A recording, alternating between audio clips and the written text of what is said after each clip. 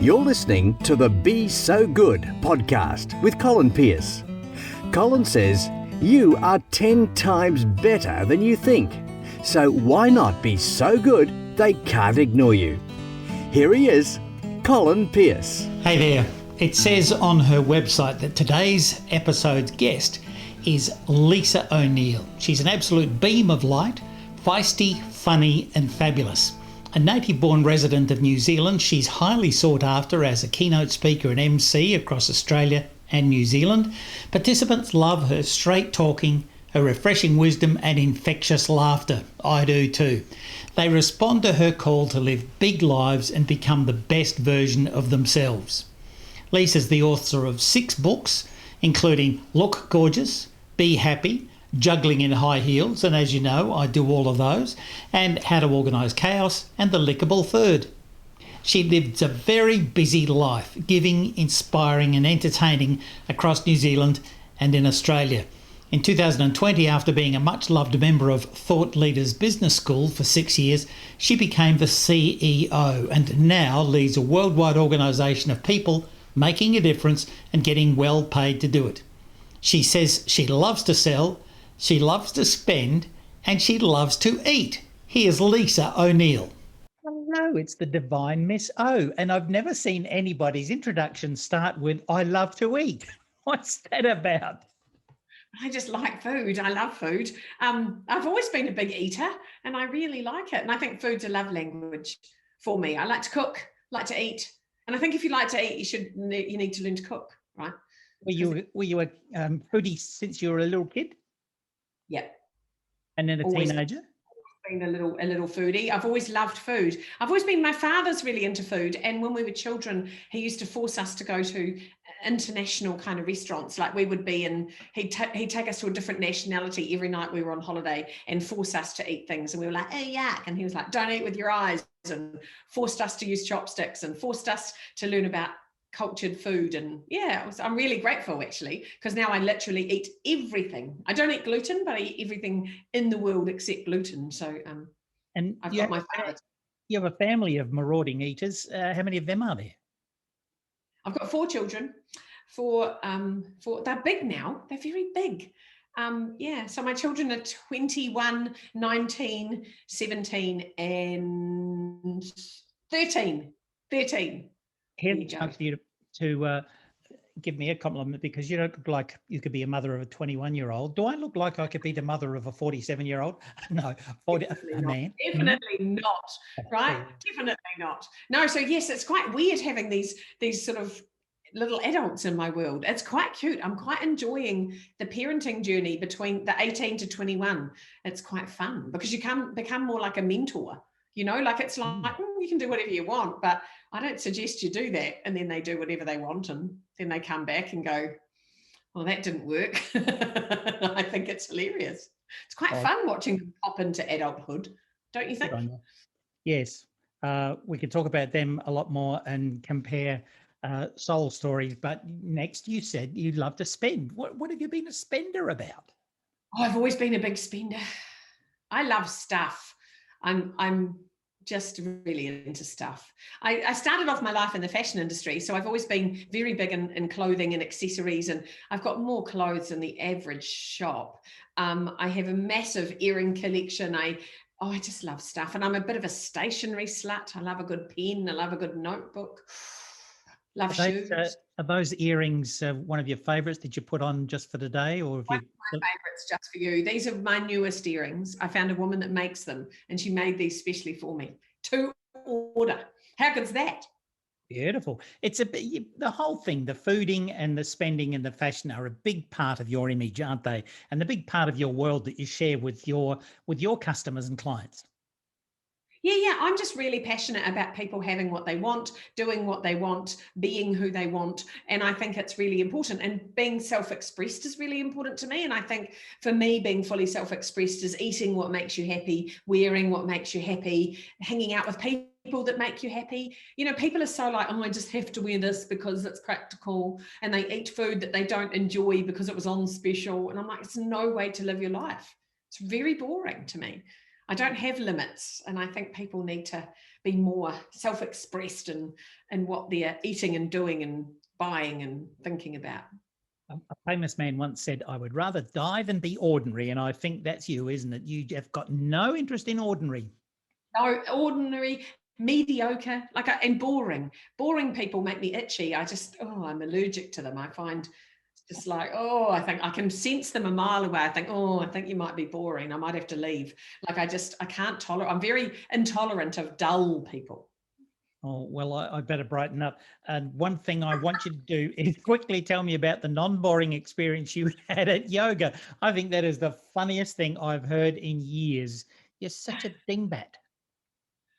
Oh, well, yeah. So I did a lot of yoga when I was kind of young. When I was younger, I did loads of yoga. And then I was pregnant for so long that I couldn't lie on my tummy for about bloody 6 years. So I kind of stopped going. But I rocked up to my first ever yoga class thinking that, I've been a dancer and I've got fairly good confidence levels. So I was like, I think I'll nail it. I think I'll be pretty good at this.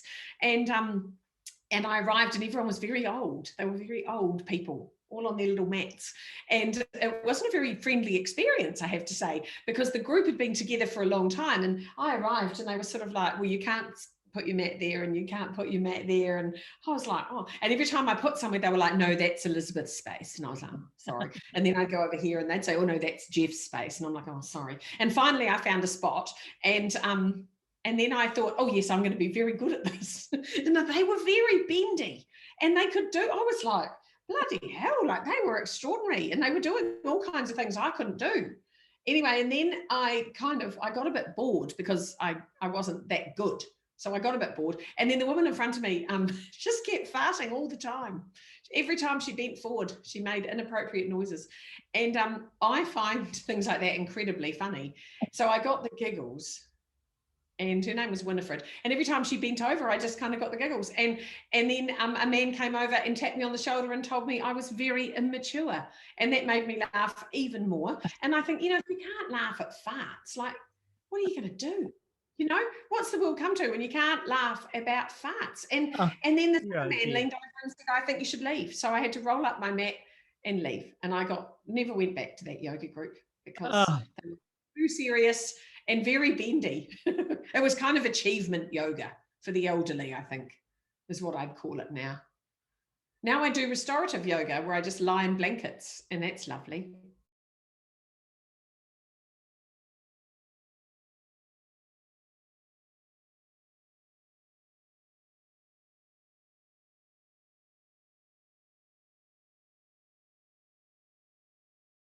But we have to talk about this selling. You began in, I think it was your dad's store, wasn't it? Where you sold fabric and sports stuff and whatever. Is that right? Yeah, so I hit retail very early. My father had a passion for retail and he had a sportswear store and I used to work there and he taught me to sell. My father is the ultimate salesman and he taught me how to sell right from being a little person. I started selling socks when I was about 16. And why socks? Just that happened to come along? They were very big at the time. They were a hybrid sock and leg warmer. So there you go. It was the late 80s and they were a leg warmer sock and they were very cool. They were called slouch socks. And we took the world by storm with my father's slouch sock design. And we used to travel the country selling socks. It was hilarious experience. I'll bet it was. And are you the only child? No, so I have a younger brother. Is he wacky and delirious as well? Yes, he's quite wacky. He's an accountant though, which makes him a lot more sensible. More sensible. Well, a funny accountant would be something. Now, about selling, you've been selling stuff, and you had been selling stuff, and then you decided to enter the realm of teaching other people how to do this. Did they ask you first, or did you just go out and say, "Hey, it's me. I've come to save the day. I'm going to teach you to sell"? Well, no, I've never really understood why people can't sell because I just find it really natural. And I guess I was taught from a very young age how to sell and the importance of being good at sales and just how to engage with people. Because, it's not about selling. It's more about giving people an opportunity to buy you. And people just don't give people the opportunity to buy them. they get all coy, they get all like, oh, they probably won't want me, and they don't believe in what they're selling or in themselves. So, and I'm big on belief. I think belief's really important. So sales is just an extension of that, really, I think. And now I spend a lot of time helping people, work on their sales strategies and working out how they're going to sell, especially if they're selling themselves.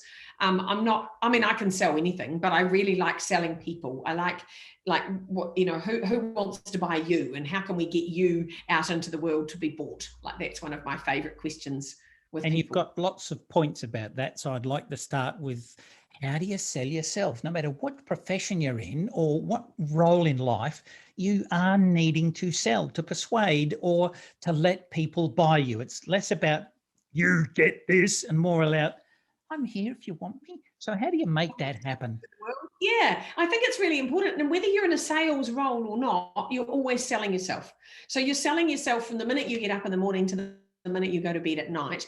And every interaction people have with you is an exchange of energy. And I think that's really important. And I think really you're always selling and marketing yourself. And whether that's for a sale, if you actually do sell yourself, or whether it's just for your next job because you meet someone and they go, wow, he was really interesting, maybe I'll employ him. Or maybe it's for your next role at school or your next role in your career, or you're just constantly, I think, on the market. I think everyone needs to see themselves as a sales and marketing manager of them.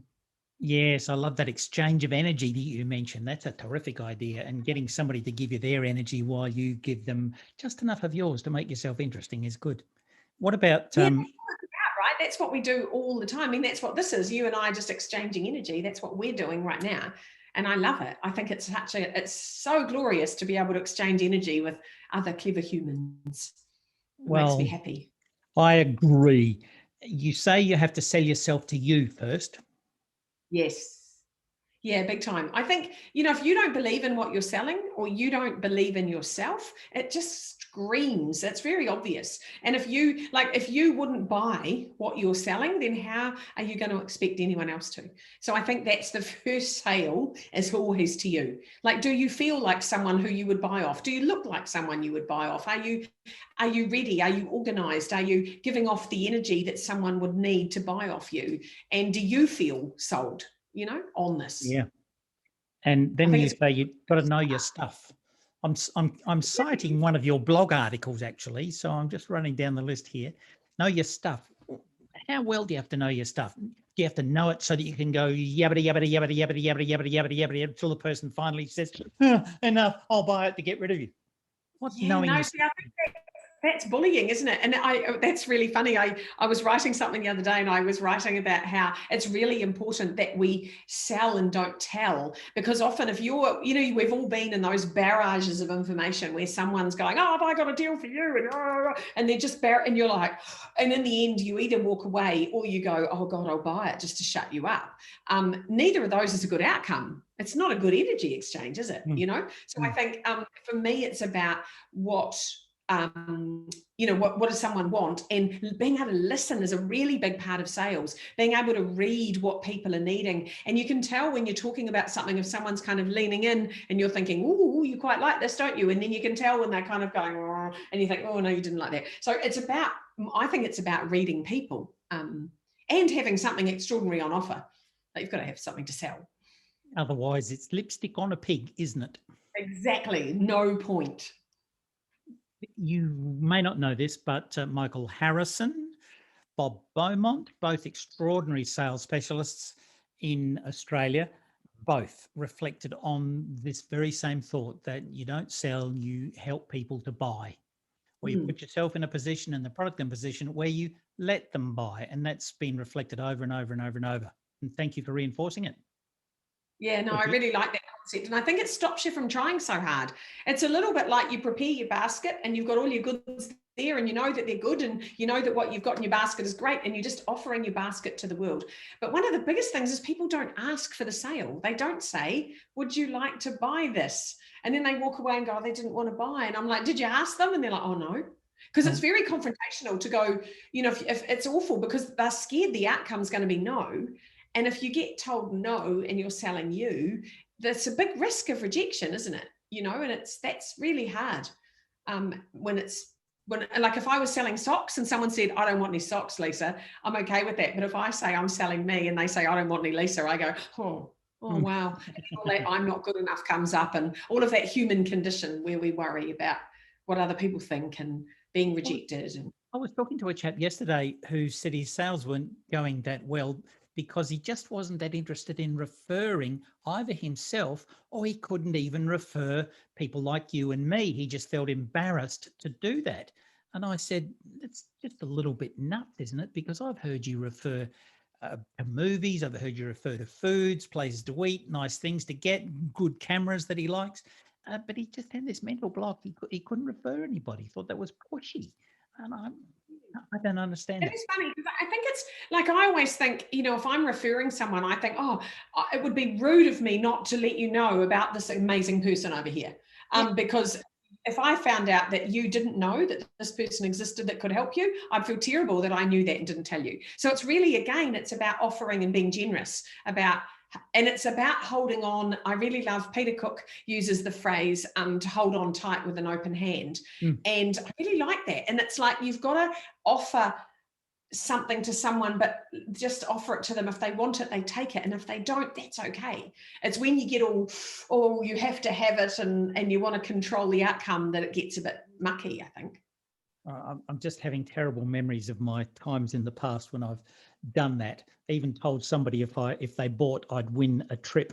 I think we all do that though. I think desperation is a very normal part of being a human. And all of us at times have done and said terrible things to achieve results we want. Yes, we do. It's not. It's about understanding their world too. That's another one of your famous points. Understand the buyer's world. Yeah, well, you've got to know what their problems are and what their itches are that they need scratching, like there's no point if you rock into a meeting going, I've got this amazing product and it helps parents to organize their family at meal times and it's so amazing, and you talk about it for 15 minutes and then they say, I don't have children. You go, complete waste of everyone's time, right? So you've got to know who you're selling to and what problems they've got that need solving, I think. And it takes a few questions, doesn't it? A bit of a listen. Bit of a listen, yeah, just being interested in them. People love anyone being interested in them, I think, is my experience. People love people who are interested and want to, because everyone wants to talk about themselves.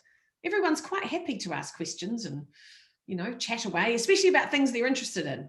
Yes, here we go, folks. Everybody knows this little phrase. Here I come. Talk about me, the nicest guy in the world, the center of the universe, the only person I think about from dawn till dusk. If you do, I might just help you pay your mortgage. Yeah. How it goes. Yeah. And preparing, you have a view about lots of things. Look, let me show you this. It's on the screen, and we've got these papers. This is a nice report. These are testimonials. And look at this video on my phone. Is that the sort of prepare you talk about?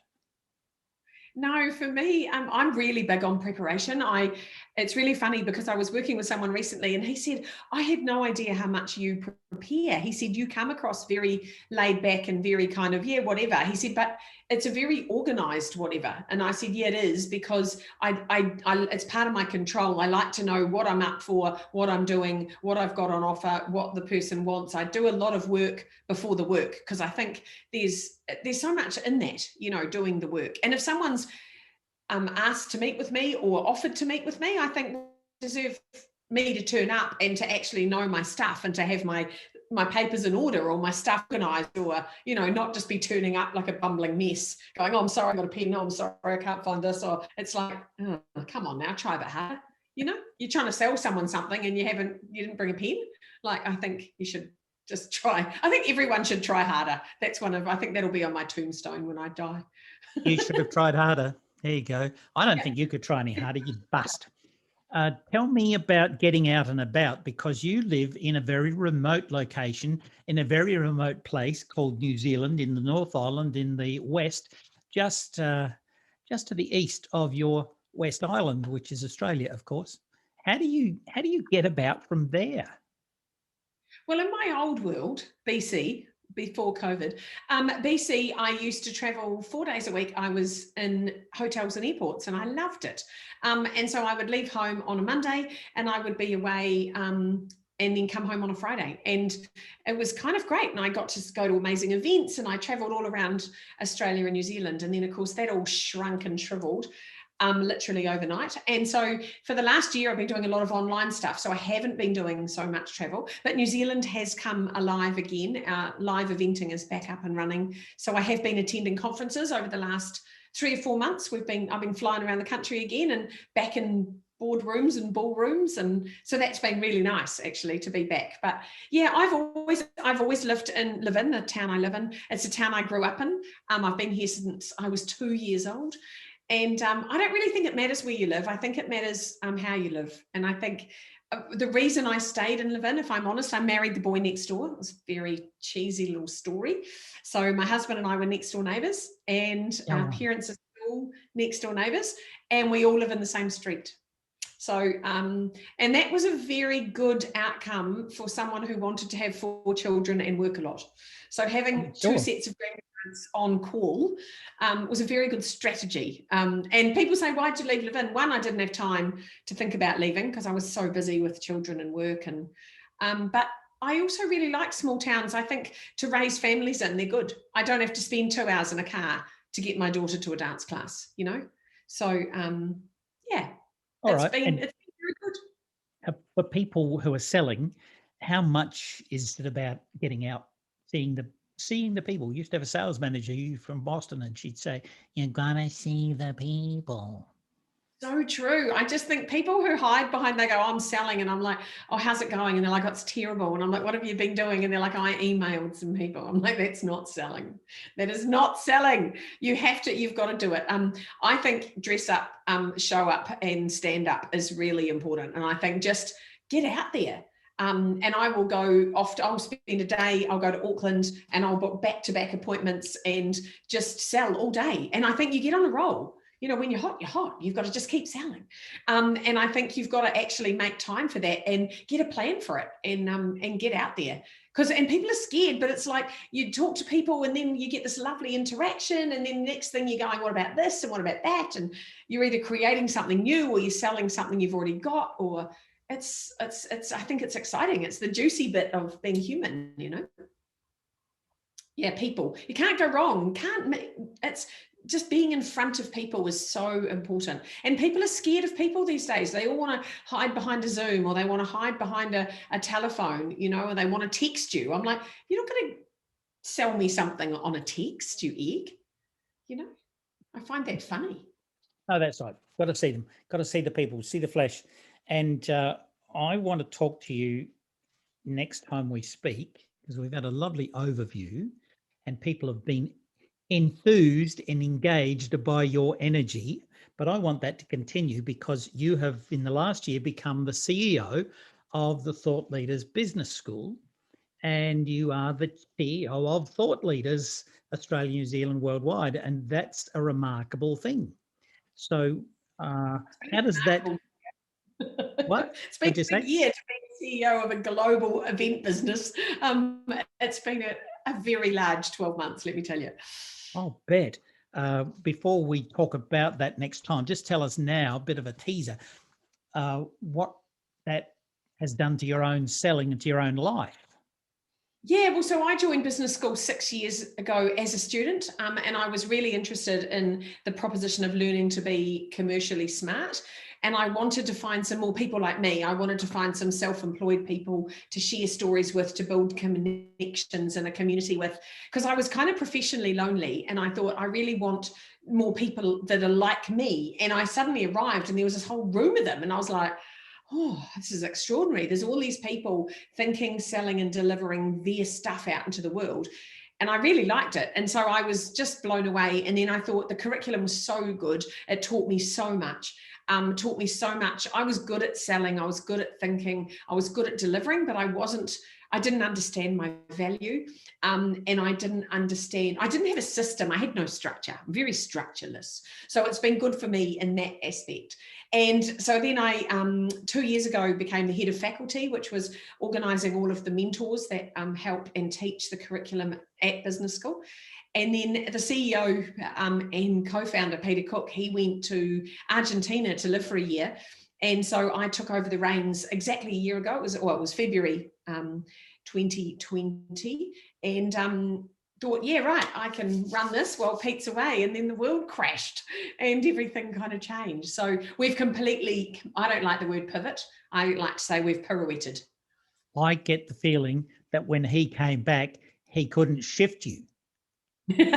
Well, the whole business changed. So we literally had to change everything. There was nothing the same. By the time Pete got back, everything was different because we had to change really fast because our business was based on a live event company, and you couldn't do live events. And we had thought leaders all over the world that couldn't fly and couldn't come together. And it was a really difficult time for our students and for us as a business. But we pushed on through, and we've basically come back as a whole new business. And yeah, it's amazing. It's been amazing. And now we're online and globally accessible, and it's fantastic. We've got over 1,000 students in our 3 different programs, and it's going really well. So it's great. And has that had any impact on your own speaking, your own selling, the Divine Miss O business? Yeah, I think so. I think and initially my own practice kind of stopped in COVID. Like I was really just working pretty much full-time as a conference speaker, and then the event world disappeared. And it was a very good and hard lesson in that you need to be a little bit more diverse, and that if you're just a one-trick pony and all you do is speak at conferences and there are no more conferences, your life just goes so being diverse as far as doing facilitation and training. And so the last year has been a lot. I've learned a lot about online engagement. I've learned a lot about running delivering online and getting better and better at that. And I've learned a lot about facilitating groups who are together apart. So remote retreating and remote events where everyone's apart, but we all come together. And how do you glue humans in that? So selling those as propositions, it's really interesting. People think that online is going to be cheaper than live. And it's like, it's 10 times more work. You know, just running this podcast, the technology, the cameras, the organizing, it's exhausting. Yeah. Walking onto a stage, someone claps, you speak, someone claps, you leave. It is so easy. Live events are so easy. Online eventing is like, oh, the camera's not working. Oh, the lights have gone. Oh, the Zoom's gone down. Oh, I'm on mute. And it's not a case of if that'll happen. It's a case of when and how bad. It happens every single session. There is massive trauma. The trauma of technology is kind of extraordinary, I think. I went through a list yesterday of how long it takes me to do a podcast. That is to record it, to edit it, to put it up, to do the newsletter, to do the blog, to do the buffer, to make sure that everybody sees it, get it released on the right day. And so I said, the biggest problem with my podcasts is that things go wrong, and I'll fix that by starting 2 hours early. So I got here 2 hours early. Lo and behold, pressed the wrong button and everything went mute. The other day I did one, I got an hour and a half ahead, and just as I was about to press go, the main key light blew, and we had to sort of do it in the dark. Yeah, so it is difficult. I agree with you, but you've managed to persevere, and you look gorgeous today, and it all works. Yeah, well, thank you. I think what the nicest thing about the technology stuff is that I think I start every single event going, okay, so something's going to go wrong, and we're just going to all witness what we do when that happens. Because if you lower the expectation, there's no drama now. I run events all the time with 300 or 400 people at a time, and things happen. Cameras flick off, the lights go down, light bulbs blow, internet crashes, whatever. It's all fine, and everyone pops back up, and it's like, just relax, it's all fine, there's nothing to see here. And I think as long as you expect it, and the secret for me is about how do you ride through those bumps, which I quite enjoy, because I think it's kind of a bit more of a challenge, I saw a lovely cartoon the other day describing, which it was headlined, "This is how a webinar works," but it was a cartoon of people at a seance, and it was saying, "Is anybody there? I can't hear you. I can't see anybody." And I've never been to a seance, but I've heard about them. So there you go. Crazy. That's what happens on Zoom constantly. People are like, "We can't see you. We can't hear you." It's like, oh, it's so boring. And the amount of people that don't know how to use Zoom. I was presenting online recently, and this man spent his whole time presenting with his head down, reading a piece of paper. And I was like, yoo-hoo, we're up here. But he just looked like this the whole time. And all we got to see was a shiny bald head. And I was like, we can't even see you. Like, he didn't understand where his camera was. So he had no hope of actually engaging with anybody through it. But it was, it's very funny. We better stop and come back next time. Invite you to return to talk about being a thought leader and what that means, and perhaps a little bit more about the community. Meanwhile, how do we get in touch with you? Let's say the website and the email. Oh, there you go. Well, it's very easy. It's just lisaoneil.co.nz. So it's lisaoneil.co.nz. And my email address is just Lisa O'Neil. On the screen. Look at you. Oh, see? Brilliant. So we make that happen. And you're still available to speak. You're still available to coach. You'll make time. I know you'll make time. Yeah, I do a lot. I'm still doing lots. I'm doing lots of speaking online and live, and lots of mentoring, and I love it. I just love working with people. It's so lovely. Such an honor. I can tell that. Thank you, and we'll see you again at another time. Can't wait. All right. I think I need a cup of tea and a nice lie down while I think about all of that. You can see why I chose Lisa to be on this podcast, because she's a ball of energy and a vivacious engager. She shows how it's done. Now, as usual, I'm going to ask you if you'll do something for me and drop a comment in your browser for YouTube or iTunes to give the Be So Good podcast a boost in the ratings. And when you download an episode here and there, it helps too. I hope you'll take up my invitation, by the way, to try out the free 14-day trial of the Colin Pearce Academy. It actually costs $1 maybe, because that's how the access system works. But anyway, you'll get access to all the courses, speed read people in a blink, convert your inbound phone leads, and the flagship course, Sell More Easier Faster. Its address is simple: www.colinpearceacademy.com. Hit the word enroll in the navigation bar and use the coupon. It's a coupon. Use the coupon code 14-day trial in one word. You've been listening to Be So Good with Colin Pearce. For more episodes, check the playlist at colinpearce.com/podcast. And don't forget to drop a review in the iTunes listing.